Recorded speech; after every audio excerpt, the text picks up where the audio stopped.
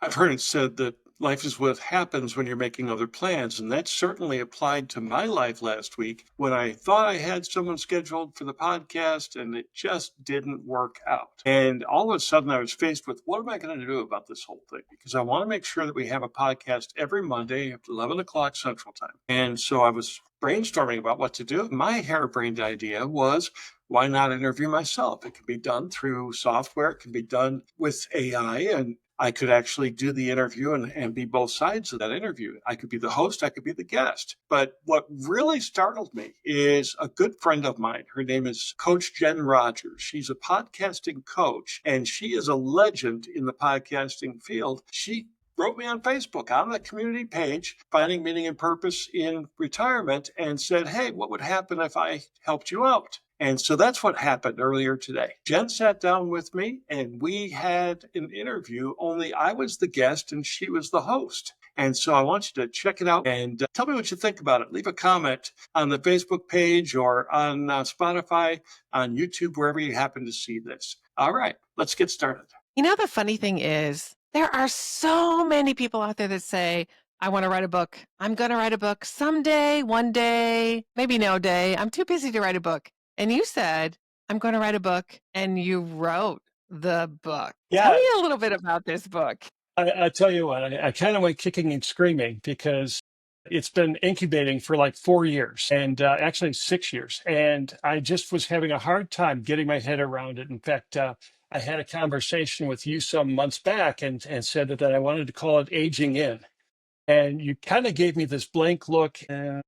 And so I've had to stop and rethink all of a sudden. And, there were all those little things that had to get clear in my head. And then once I started to sit down and write it, it actually almost wrote itself because I was so familiar with the topic, so excited about the topic. I mean, this particular topic affects more Americans than any other segment of society. And it just, it blesses me to think about having an impact on so many people that are about to enter into an incredible stage in their lives. The name of the book is? Purposeful Retirement, making the next season of life your best. And how is it that people make the next season of life their best? Well, I'll tell you what, it begins by putting as much attention into purpose and meaning as you do into financial planning, where you want to settle down, what you want to do as far as, the things, the activities. People change. And what doesn't change is meaning and purpose in their life. God gives that to us. He calls us to certain things in our lives. And he says, I want you to understand that you are made for a special reason. And if you can discover that reason, retirement is just the next phase of growth. It's not being shoved to the side. It's not aging out, as I once tried to call the book. It's actually aging in to where you are able to do the very best things in your life. And you get to hand choose what those things are based on God's purpose. One of the things I pay attention to are words. Mhm. Our words have the power to create. So ment, I don't know, Latin's a long time ago, but ment is the mind, Mhm. I believe. And whether it's Latin or not, we're just gonna pretend that that's really true. Sure.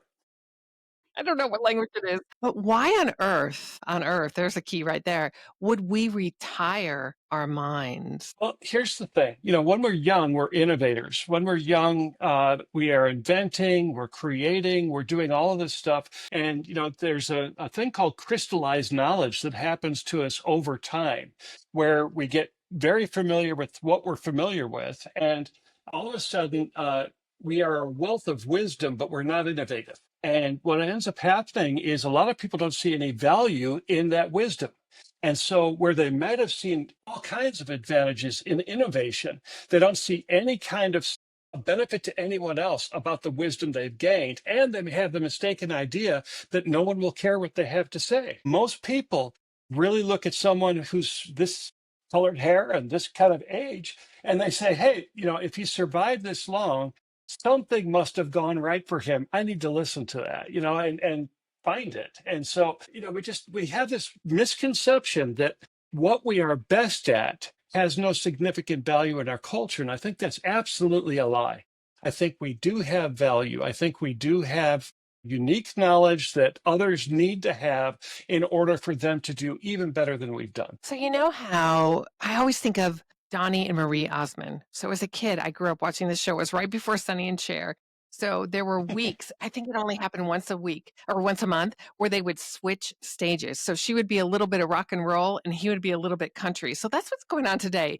You were going to interview someone and now you turned into the interviewee. What is it that you want your audience to experience every time they press play on your podcast? Number one, that they're not alone, that we are a huge segment of American culture. We are this massive force of people who have been already retired for 5 years or will retire in the next 5 years. So that 10-year span is just massive. But what ends up happening to people when they retire is they get isolated and they suddenly find themselves really in a bind because they don't know where to field their ideas. They don't know what's realistic and what's not realistic. And what I want people to understand is that there is a community out there that wants to walk with every person who's facing this so that we can all be better together. And I think that the idea of community in this day and age is super significant. I think,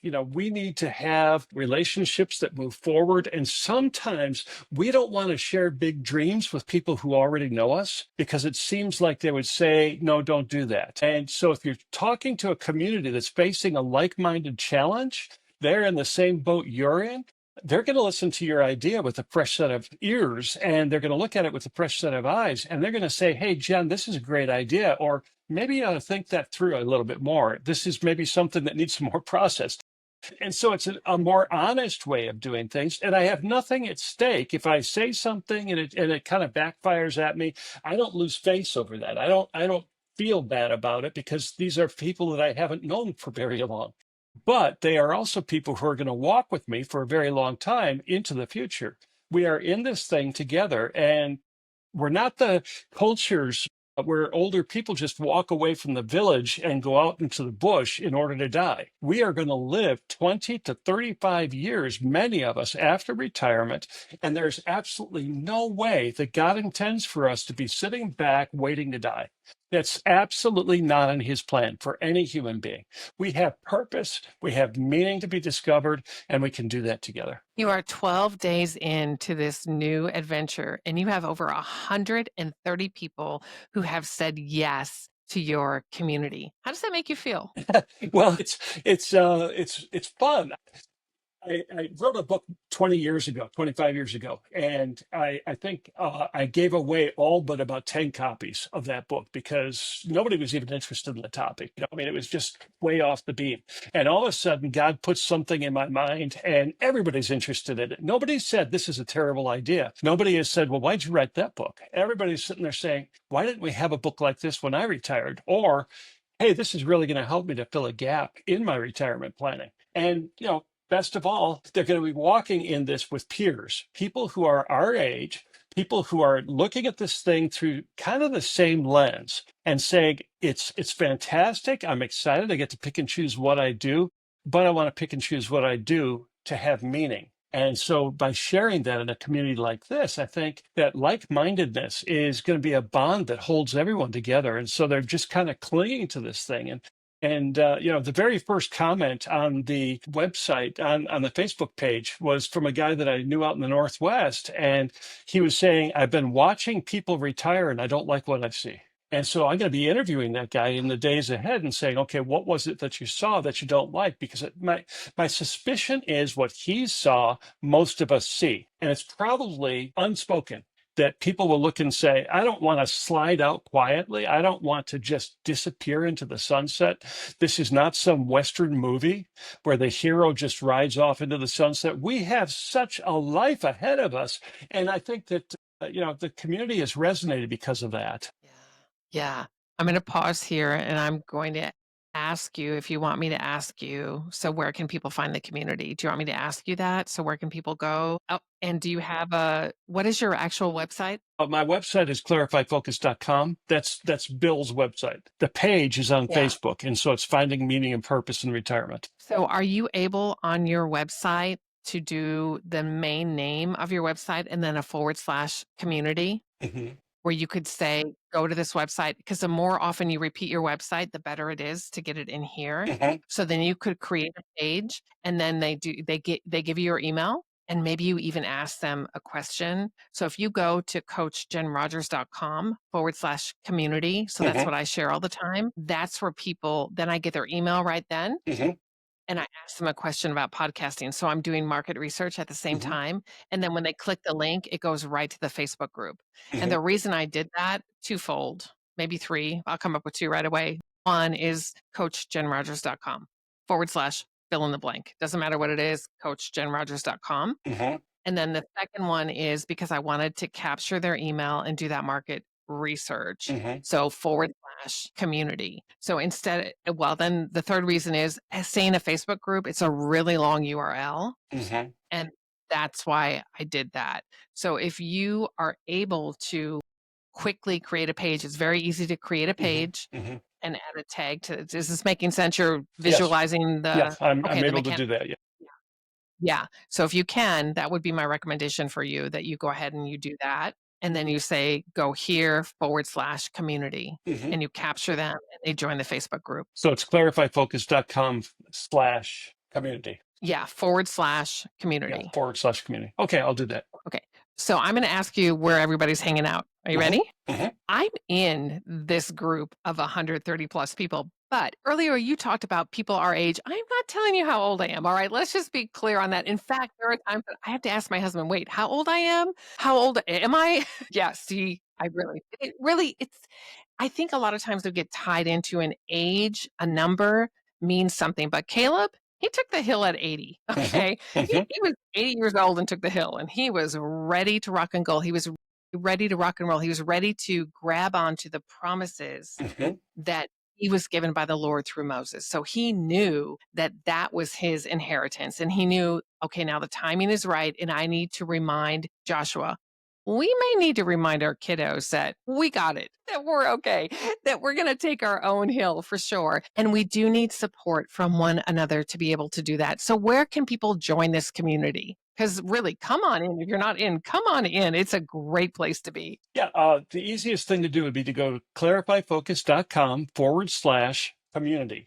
And that's going to give you information about the community. It's going to give you a link to the Facebook page. Facebook pages are like this long on a URL, and you don't want to give that out on a podcast. It'll take the whole 30 minutes. So what we want to do is just go clarifyfocus.com/community. All right. Very cool. Very cool. Come on in there, because Bill and I, well, we're having conversations in there with the other people. And then we're having conversations about the conversation about how you can use this and take some of the information that's in there that people are sharing and create a podcast episode that will answer some of the questions. So if you want help, like, this is free help. Facebook groups are a great place to be, and podcasts are also a great thing to listen to, because we know that, well, faith comes by hearing. And we know that we need to preach the gospel. The same thing is we need to preach the truth that is all a part of God's word, that says, well, you and I, we've talked about this. Retirement is not in scripture. Tell me about that. The only people who got to retire in scripture were the priests and the Levites. And that was a very, very small segment of Israel's culture. Nothing's mentioned in the New Testament at all about retirement. And, the truth is, John the Revelator was probably very old, by the time that he was writing all the stuff that he wrote. And we stop and cut ourselves off at the pass by thinking that we have nothing left to share, when in fact we are headed into the most influential stage of our lives. In fact, I tell my kids all the time that young and strong is no match for old and experienced. And Love that. I used So to say good. old and devious, but that kind of doesn't sound right. So that was what I was trying to say. I can take you on. But, that my kids are, my oldest is 40, my youngest is 30. I have 6 grandkids, and they all have a relationship with me that's built not only on the familiar ties, but it's based on the fact that we do life together, and we give input and we get input from each other. And people don't think this through. They think that that there's some sort of an appendix out there hanging on to the younger people, and it's not the case. So when we get together on the Facebook community, it's an idea exchange. It's here's what's going through our minds at that particular moment. And here's maybe what we can do about that and how we can engage in the culture around us. There's so much we can do. If you think about I'm sure there are probably at least 5 to 10 myths that come up when it comes to retirement and with the clients that you work with and with the congregation that you've experienced in speaking from the pulpit and people entering this stage of retirement. If you were to think about maybe 2 to 3 myths that pop up for you about retirement, what comes to mind for you? Well, the first one is all I need to do is have $1 million to retire wealth. That is an absolute myth. You have to have money to retire with, but you have to have some reason to invest or use that money.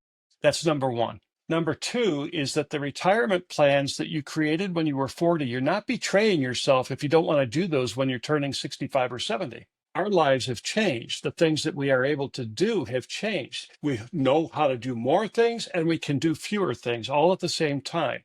So, what might have sounded great of having a homestead in the wilderness when you were 40 years old and 160 acres where the nearest neighbor was miles down the road, that doesn't sound as good when you have some medical issues and you actually long for other people to be around you. And the third thing is that there's just not going to be enough of your hobby to carry you through retirement. And that's true if you're a fisherman. It's true if you like to play bingo. It's true if if your thing is walking in the park, there's not enough things about your hobby that are going to keep you engaged for 20 to 35 years. And so people get bored very, very quickly. And if they disengage, they're not going to have a very long retirement at all. So I think those are probably the top three. There's others as well that nobody will care about us, as far as what we think afterward. The American marketing community knows that we have incredible influence in the society. And that's why we see so many things that are commercials geared our way.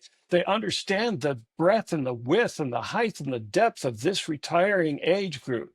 And yeah, it's just a number if you allow it to be just a number. Otherwise, it could really be a prison sentence. 6 grandkids. What do you want them to say about your legacy? I want them to say that I lived my life with love toward them, toward others. I want them to say that, I kept active. I kept with it. I didn't give up. I didn't give in. I didn't step aside. I just kept going as long as I had breath. And the last thing, most important thing, is that he loved God and he taught me to love God too. What's one of your favorite things about sharing the gospel? It's called good news for a reason.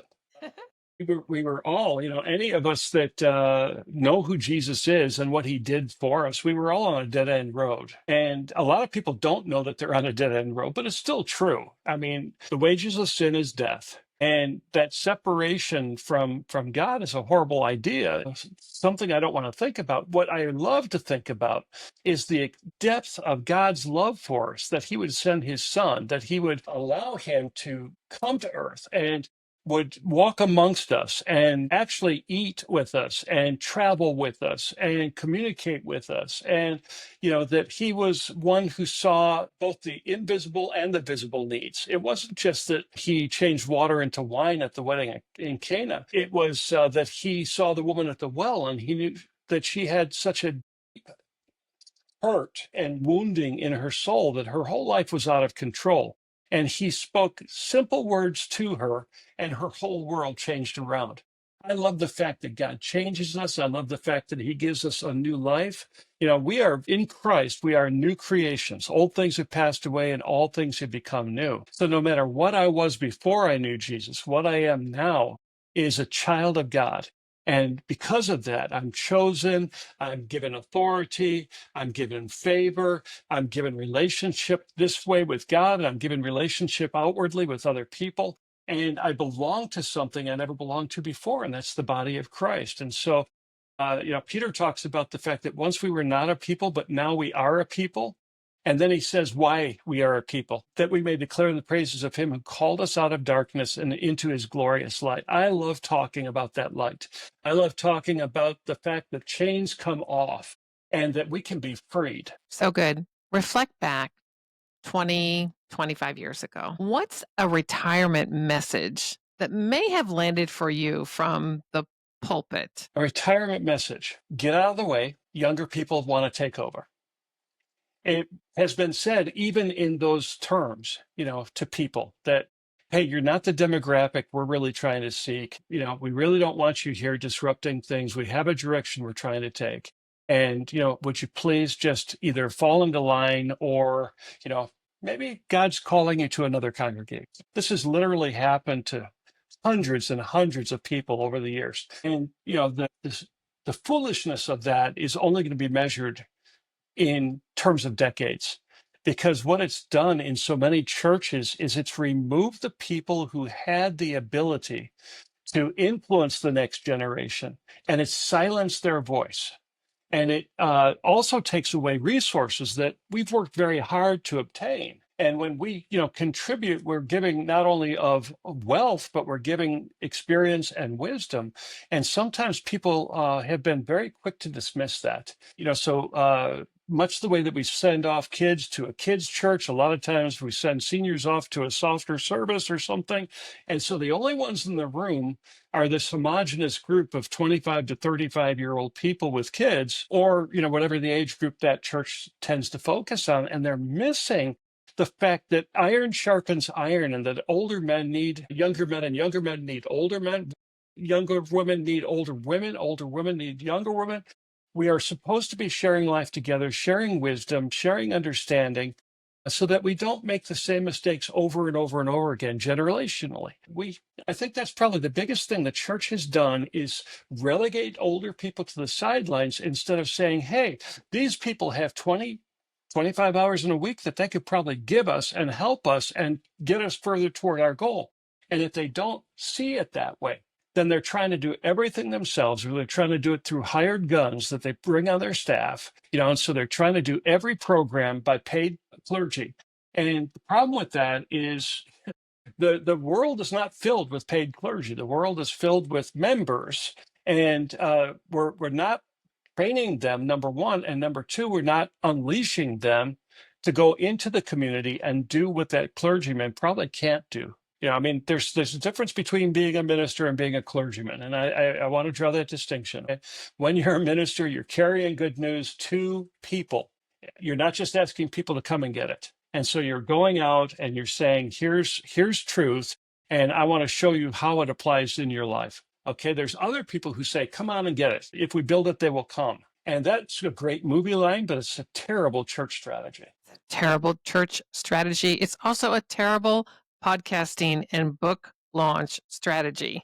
You need to invite people in, and you need to go where the people are to share your message. Thank you so much for sharing that. I think about a couple in our church, and they are they're both, one is 80, she just turned 87, and her husband is, I think he's 91 now.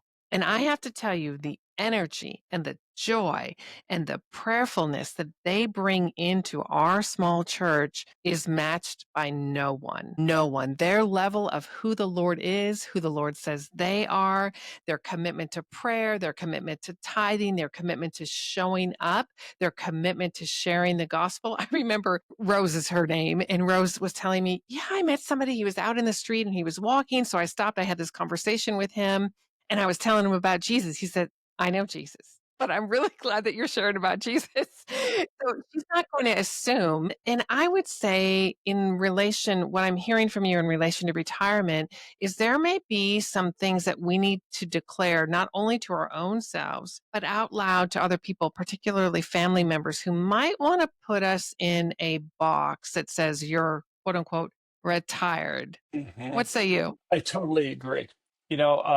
Our kids need to realize that retirement is a loosening of bondage, not a whole new set of bonds. And it's going to be something that we have to communicate with them well, and with with a good heart toward them. We have to be able to say to them, I want you to understand where I'm coming from. I want you to understand why this is important. But here's what Mom and I are going to do. And we are going to be involved in your lives, and we are going to invest in you any way we can. But we also have our lives, and we want to enjoy those lives. And there's still things that God's called us to do that maybe He hasn't called you to do. So we're going to go out and do those things too. And so we want your support in this. We want to support you. We want to continue to be family. We want to continue to help you. But please understand that your definition of retirement and mine may not be the same. And we're going to go with ours. I like it. I like it. So there's confidence and clarity in what retirement means for you. And I think it helps us, when we say those things out loud, it helps to reinforce those things in our own minds. There is a lot that people can do after they step out of the marketplace. And, I think about all the opportunities that are in front of us that wouldn't have been there a generation ago. I mean, if you are in the medical profession, my wife's an RN, she could go on mercy ships and she could serve 6 months on a mercy ship and be giving medical aid to people in a 2/3 world country and making a huge difference. Or we could pop into an RV and we could go and help a church that had a building project that couldn't afford expensive contractors. We could go in and do a project. It'd start on a Monday and finish on a Saturday. We'd go to church with that group on Sunday, and then we'd be on our way, and we're back to the freedom again. There's all kinds of short-term, long-term things that we can do. My wife's parents were quite elderly when we got married. In fact, so was my mother. And there's like a generational skip. And so when we got married at 20 and 19, or 21 and 19, they were already senior citizens. And it was one of these things of where I looked at them and they looked as old as dirt to me. And now I'm older than they were. And it just is a funny thing. I don't know what happened. I look at all these actors and actresses on TV and on the movies, and I'm sitting there saying, when did they get old? How did that happen? There's so much of that. You could look at your favorite rock band. You mentioned Donnie and Marie. And I mean, they've aged well and they could afford to look well by, paying to look well. A lot of us, we don't get to do that. And so we look our age. But, the truth is that the confining things that really threw us off when I was young is that I didn't really see all that they could do. But they came to Nigeria when we were missionaries in West Africa at 80 and 79 years old. They traveled to a country that the CIA said don't travel to. It was under a dictatorship. We were under a 24-hour evacuation notice. They came and spent like 6 weeks with us. And when they got back to the United States, they applied to the mission to ask if they could go too. And they were absolutely flummoxed. They were angry that they got turned down over age. And I think it was a ridiculous mistake because they would have spent the rest of their lives investing in people, teaching them agricultural skills, teaching them, life skills.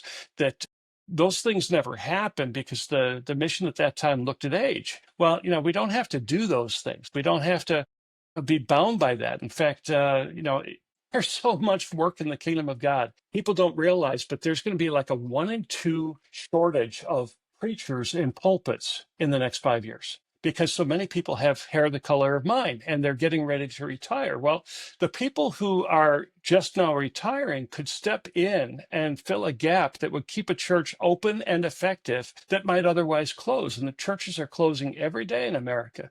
We have a chance to step in and do something about that. We have a chance to go in and make a difference. And we don't have to spend the rest of our lives doing it, but we could spend a season doing it and know the pleasure of God. When he opens a door like that and he puts you in that position and he says, here's what I want you to do, and you do it, there is a sense of God's pleasure that you're never going to get any other way. There is a sense of his favor over you that you're never going to experience any other way than to be obedient. And I think that, for us, what a great day to get old because we have medical help to stay healthy. We have financial security. A lot of us have worked very hard toward that. We have great vehicles. We have great homes. We have incredible opportunities in front of us to do short-term stuff or, just right within our own community to make a difference. Yeah. The other day I was talking with someone and she was asking about our family. Oh, my husband and I, we were golfing. So it's couples night. Friday night's our couples night at the golf course. So we golfed with a couple that we had not golfed before. So we scramble. So for 3 times in a row now, my husband and I have been even par 3 times in a row. We're trying to get below. But that's really good for us because, well, I'm his partner. So there are some challenges there, but I'm working on my golf game. She asked me about my family and we got to talking. I said, the really great thing is we are empty nesters and we know what we want. We know what we're about and we have money to do what we want to do. It's like we're 25, but we have a great house and we have money. We're not worried about some of the things that we were worried about when we're in our 20s, which is really, it's been marinating in my mind, thinking how incredibly blessed we are to be able to do the things that we love to do. So I'm curious, when has the Lord opened a door and invited you in and you shut the door and said no? And what happened? Boy, that's painful. You're asking a very tough question. This is open confession time. I think that God asked us to do several things along the last 44 years of our marriage that we didn't do. Sometimes it was to consider going in a direction we didn't see. And sometimes it was even being pressured into something that we did when we shouldn't have. And I mean, I can go all the way back to when we were first married. We graduated from Bible college on May 6th. We got married on May 30th, and we started in our first church on June 6th. And we moved all the way across country from the Northwest in a suburban kind of setting into the inner city of St. Louis. And we were working with a deaf church where the youngest person besides us was 65. And we were 22. I turned 22 the day before I started pastoring. My wife turned 20 3 weeks after we started pastoring. And here we are in this setting. And we did it because people told us that's what we had to do to please God. We didn't ask enough questions ourselves. We didn't really consider the fact that there might have been another way, that there would have been people who would have helped us and mentored us and taught us a lot of things we had to learn by hard knocks. And so I think sometimes we did those things and we got ahead of God. And so that's probably, the kind of thing where you walk into a situation and you suddenly realize, okay, I'm not really where I'm supposed to be right now, but I'm going to have to do something to endure this until God bails me out. And it was a short season for us. It was just a few months, and we were pastoring a deaf church, so using sign language, and our sign language and their sign language were generationally different. They were like King James signers, and we were like New International signers, and there was just this gap in communication. And then this pastor came in who really did not want a deaf church in his building. We were a separate congregation that used facilities that they hosted, and he came in and he said, "We don't really want you here." And so suddenly at 22, we're finding out, I'm finding out our future is over in that context. And we wound up right back up in the Northwest. We were picked up and mentored, and it was really a much better situation for us. I sometimes wonder, could I have made a better decision there? And then, there were other times that we made decisions based on what we could see in front of us. And we made decisions on the information that was available, and then realized shortly into it that maybe this wasn't the best thing that we could have done. And God's faithful. He meets you there anyway. He doesn't turn away from you until you get back on the right track. He gives you a special kind of grace when you own it, and he gets you back where he wants you. And I'll never know where those uh, trails would have taken us. I'll only know the trail we took. And what's really exciting is we look back now over all these years. It's 44 years of ministry for us, and we've lived storied lives. So good, bad, or otherwise, God's made something good come out of it. And, it's just really a great moment in life, isn't it? It is a great moment. And I feel lighter as I'm listening to you share that. Thank you for sharing that. I'm working to ask you challenging questions as the interviewer of you on your show. This is really kind of a Uh, reversal of tables here. the reversal of tables. It takes me back to the man in the Facebook group who said, "I'm looking around and I see what's happening and I don't like what I see." So if I were hosting this show, here's I would say, I would jump in and I would say, if that's you, if you're looking around and you're thinking, "I've closed a few too many doors that the Lord has asked me to walk through," I want you to know it's not too late. It's not too late for you to say, "Lord, what is the door that you want me to walk through right now, right where I am? Hair, no hair, doesn't matter what color hair." If you're listening to this and you're 20 something, great, congratulations, you're going to have a big leg up.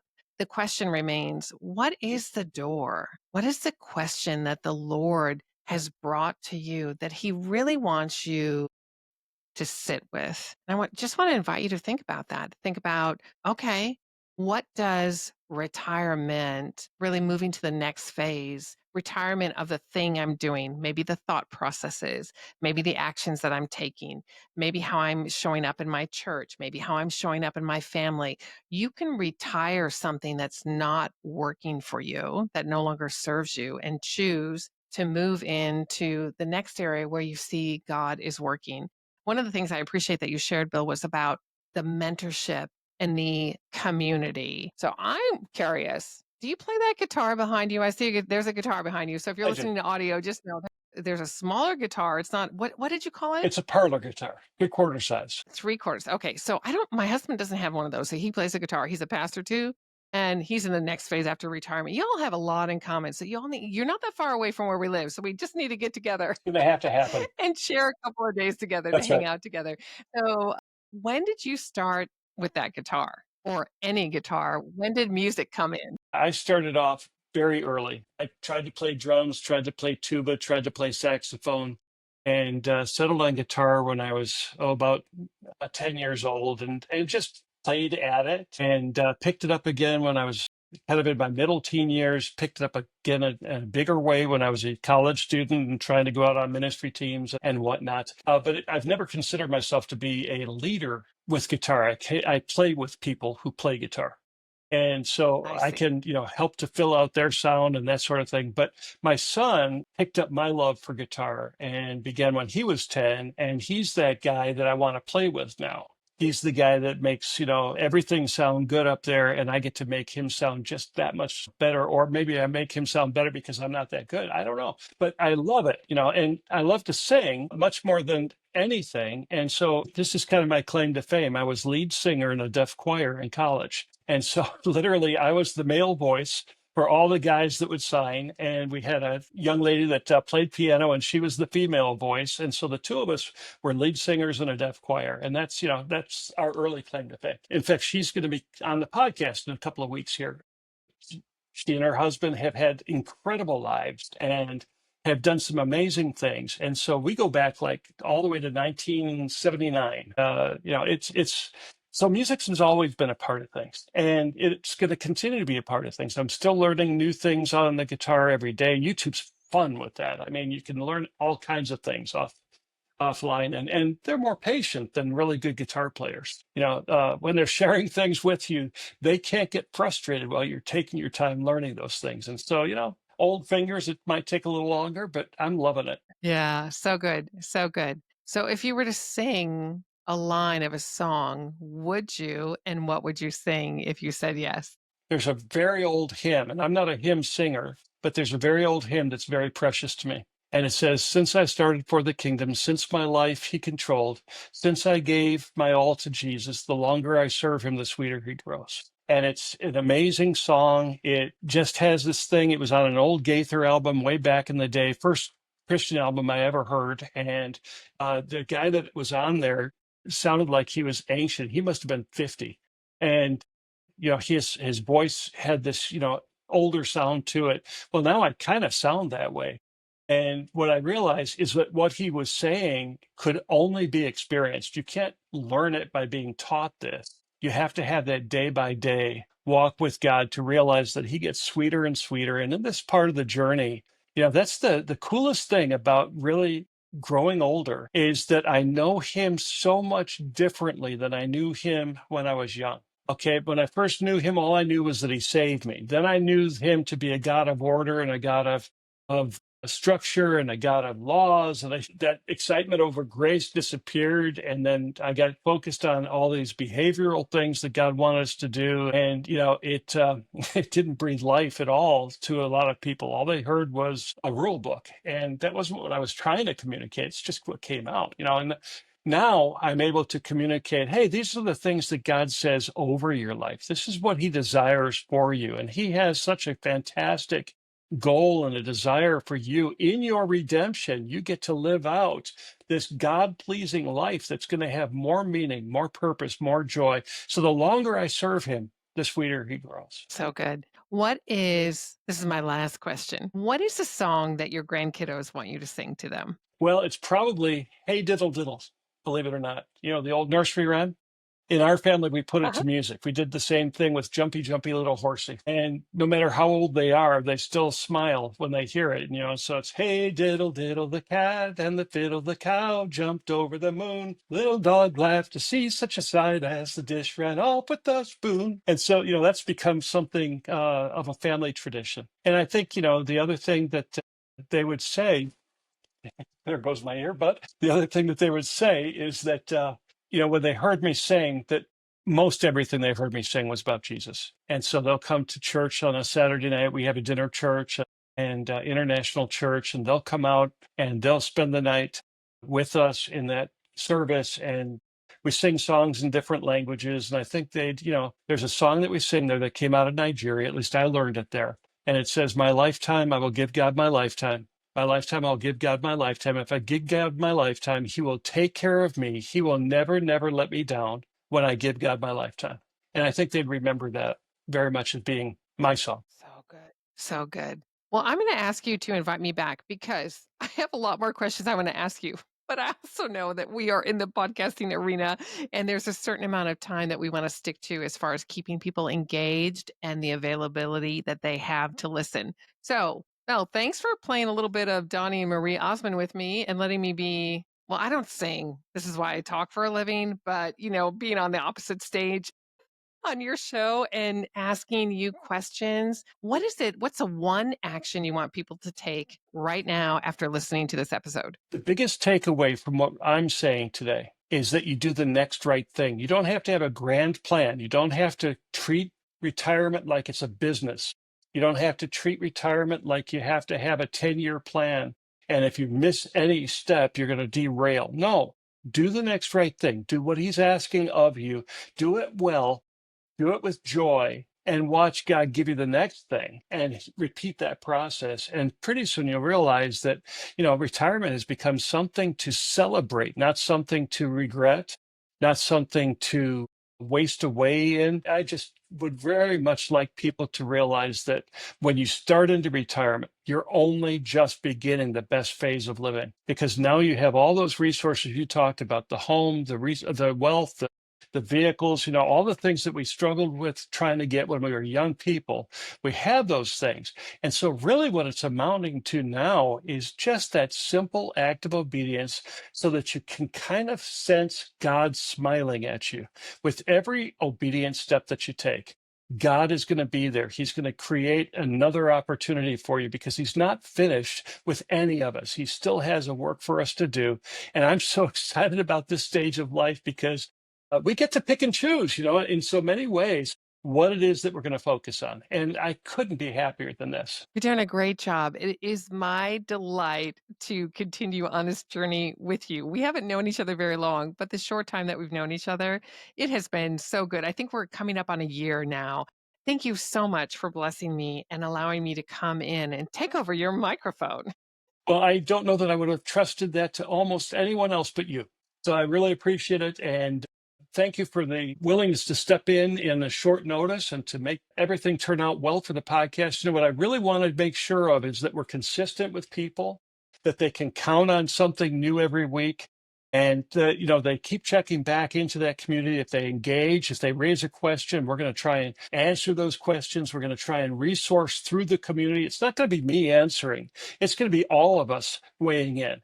It's going to be all of us saying, have you considered this? And I think because of that, all this accumulated wealth, we're going to get to enjoy wisdom from others that we might otherwise have missed. And you're right. We've got to get together. We've got to spend some time because we're cut from the same cloth. So much of that is true with every senior that you meet. We just haven't discovered where yet. And so I think the sense of community that we're trying to build, that idea of you belong to something that is going to carry you the rest of your life, I think that's going to please God. And we're all going to sense God smiling at us over that. So good. So good. Thanks for having me. That was really unexpected and amazing. I really want to say thank you to Jen Rogers, who's my podcasting mentor, for her willingness to step in and become the host for a day as I shared my heart with you about the purpose behind this podcast, finding meaning and purpose in retirement.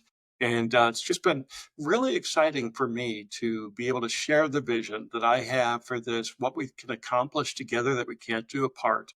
And I would like you to check out our website at clarifyfocus.com/community. And you can find the link to the Facebook community there. You can find links to the podcast. You can find a link to the book that was mentioned. And I would just encourage you again, it's clarifyfocus.com/community. I look forward to seeing you next week. God bless.